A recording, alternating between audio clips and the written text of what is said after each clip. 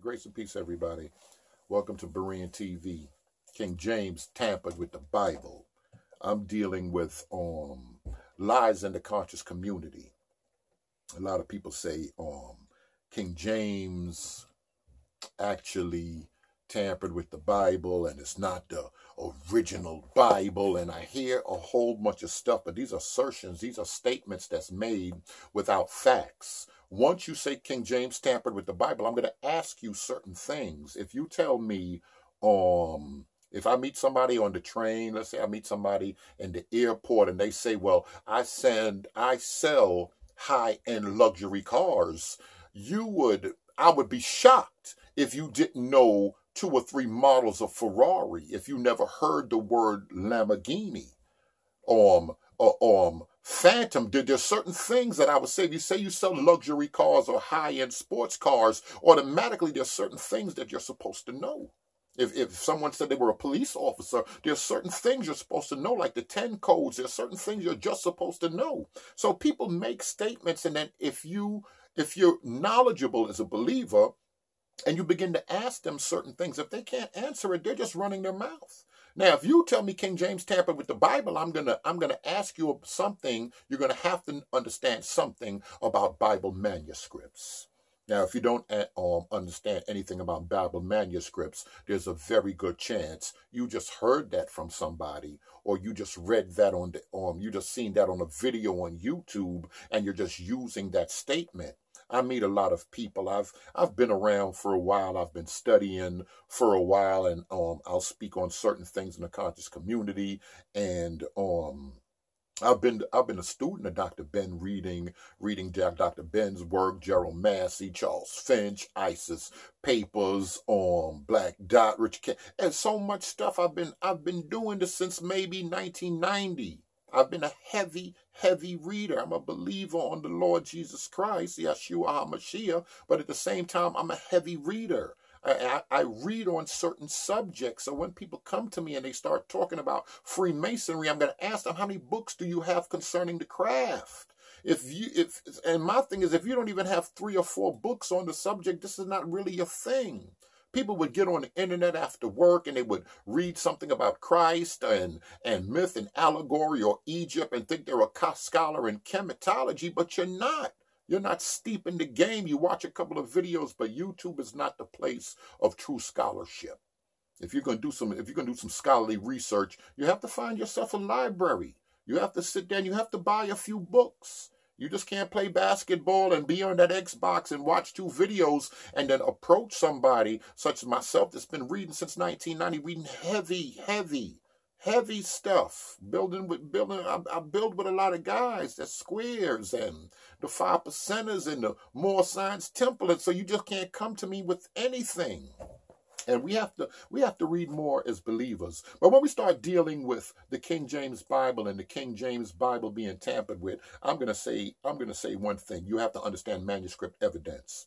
And what the King James Bible, when we start dealing with the Bible, we know the Bible is multiple books, but it's broke down in 2 covenants, the Old Covenant or the Old Testament. The Bible, first of all, is more attested to than any other work coming out of antiquity. That means there are more Bibles and manuscripts in whole or in part dealing with the Bible than any other book on the planet. That's important to bring out. Secondly, the discovery by a Muslim of the Dead Sea Scrolls. When you're reading a scholarly manuscript and you see the word DSS in capital letters, that means Dead Sea Scrolls for those that don't know. We went over stuff like this in Sunday seminary. But when you start looking at the Dead Sea Scrolls blows that argument out of the water when we're dealing with the Old Testament. Because the manuscripts from the Masoretic family that was used in the King James Old Testament is not the same as what we found in the Dead Sea Scrolls. The Dead Sea Scrolls are 996 years older than the manuscripts that King James used for the Old Testament. And it's almost word for word. There's a few words and sayings and phrases that differ. And with multiple manuscripts, we have variant readings. But But the mere fact that we have something that's almost 1,000 years earlier, and it's almost word for word, it shows that the Bible wasn't tampered with, at least the Old Testament. So let's push the Old Testament out of the way. When we start dealing with the New Testament, I think I don't know where we're at, 5,800. I think it was 5,780, something like that last time I checked. 5,780 manuscripts or pieces of manuscripts, parts, pages, books, couple of pages of the entire New Testament. And because we have so many manuscripts, because the manuscript evidence is so great, it's hard to say it's tampered with, because we have manuscripts of Mark in Ethiopia, in Syria, and Syria of Damascus. We have them in Europe. We have them all over the place. So when people start saying something was tampered with or it doesn't read the same, they're just really running their mouth, because basically everything is reading the same. Everything is basically reading the same. So I just want to put that out there. There's a lot of people that's talking about manuscript evidence. The Dead Sea Scrolls, just blows that whole argument out of the water, especially with the Old Testament.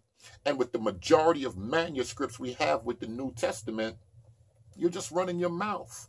People just talking when you hear them say that. And then on top of that, a lot of people, when I start speaking to them, when you start talking about King James and the real Bible, the Hebrew Bible, and all of this other stuff, do y'all know even in English before King James, I was back and forth arguing with one gentleman, and the brother said, oh, King James gave us the Bible. I said, do you know there were 5 English Bibles before King James? Just Google that. Y'all like Googling stuff. Pull out your phone and just Google that. Bibles before King James. You'll see Coverdale, Great Bible, Genovese Bible, Bishop Bible. There were 5 Bibles in existence before King James. And if you have a King James Bible and you open it up, they're going to say that we're here to make an English translation better. They go on to explain in the beginning of the Bible that he understood there were other English Bibles on the set. So when people start saying like King James just came and made something up and just gave it to us and just pushed it down our throat, there were different Bibles that people were reading, and you can't have access to those Bibles now to compare. When they start saying the King James Bible is different and this and that and this, show me. When I start telling them, show me or name some other Bibles, it's a different story, or they don't have a clear understanding. They'll start going to the Coptic, the Ethiopian Bible that the Ethiopians read. Now you're getting into the canon. That's the books that's in the Bible. The books that's in the Bible is totally different from King James changing the Bible. So I see they don't even understand the difference between the canon, or what are the sacred books that the Orthodox Church uses, different from the Protestant or the Catholic Church. And they don't really understand the argument, but they're quick to just make statements because they've seen 2 or 3 videos. Step your game up if you're a believer.